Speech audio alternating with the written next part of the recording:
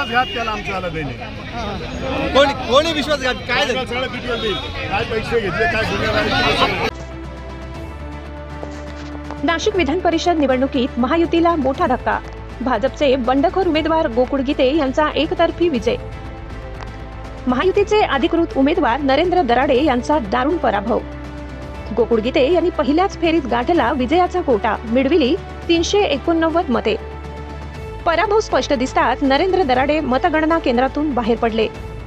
मतमोजणी केंद्रावर किशोर दराडे यांच्या उपस्थितीवरून हाय व्होल्टेज ड्रामा, दोन्ही गट भिडले. महायुतीच्या गोटात प्रचंड क्रॉस वोटिंग, अंतर्गत नाराजीचा बंडखोरांना फायदा.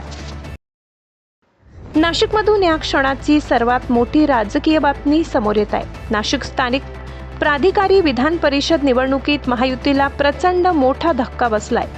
महायुतीचे अधिकृत उमेदवार नरेंद्र दराडे यांचा दारुण पराभव झाला असून भाजपमधून बंडखोरी करत अपक्ष निवडणूक लढविलेले गोकुळ गीते यांनी एकतर्फी विजय मिळवलाय.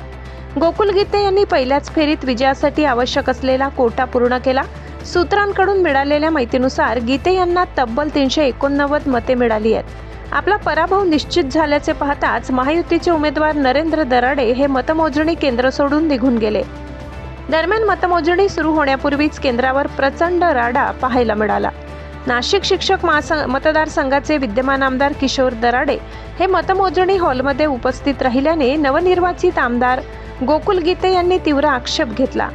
निवडणूक आयोगाच्या नियमानुसार लोकप्रतिनिधींना मतमोजणी हॉलमध्ये बसता येत नाही, असा मुद्दा गीते यांनी उपस्थित केला. यावरून दोन्ही बाजूंच्या समर्थकांमध्ये जोरदार घोषणाबाजी, वाद आणि धक्काधक्की झाली. अखेर पोलीस आणि निवडणूक अधिकाऱ्यांनी मध्यस्थी करत परिस्थिती नियंत्रणात आणली.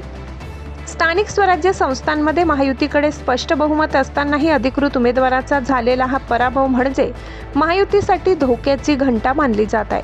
निवडणुकीपूर्वी ज्या क्रॉस व्होटिंगची भीती महायुतीला होती, तीच भीती आता खरी ठरली आहे. ग्रामीण आणि शहरी दोन्ही भागातून गोकुळ गीते यांना मोठी आघाडी मिळाली. महायुतीमधील अंतर्गत नाराजी आणि स्थानिक नेत्यांमधील असंतोषामुळेच ही मोठी सेंधमारी झाल्याचे राजकीय विश्लेषकांचे म्हणणे आहे. आगामी मुख्य निवडणुकांच्या तोंडावर नाशिकमधील हा राजकीय उलटफेर महायुतीची चिंता वाढवणारा ठरणार आहे.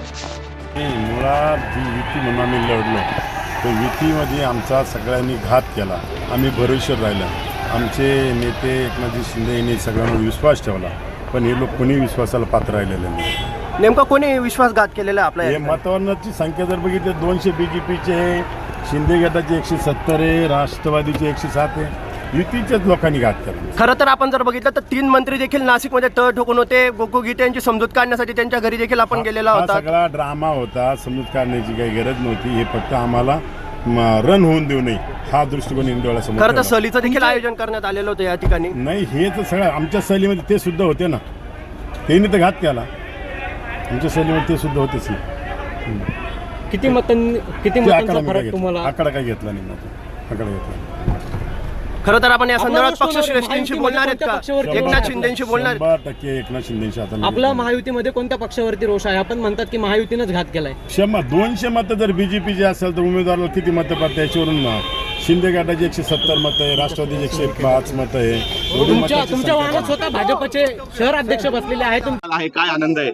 खूप आनंद झालेला आहे. हा संघर्षातून आमचा विजय झालाय. खरंच पाहायला गेलं तर हा सत्याचा विजय झाला आज. आणि सुज्ञ मतदार असल्यामुळे योग्य तो उमेदवार निवडून आलेला आहे. त्यामुळे विधान परिषदेत सर्व मतदारांना ज्या त्यांचं मतदान आहे ते कुठे प्रकार वाया जाणार नाही.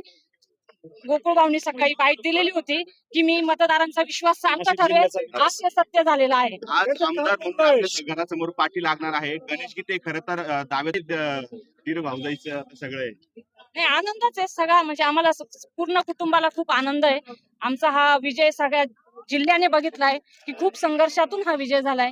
गणेश भाऊंचा देखील असेल.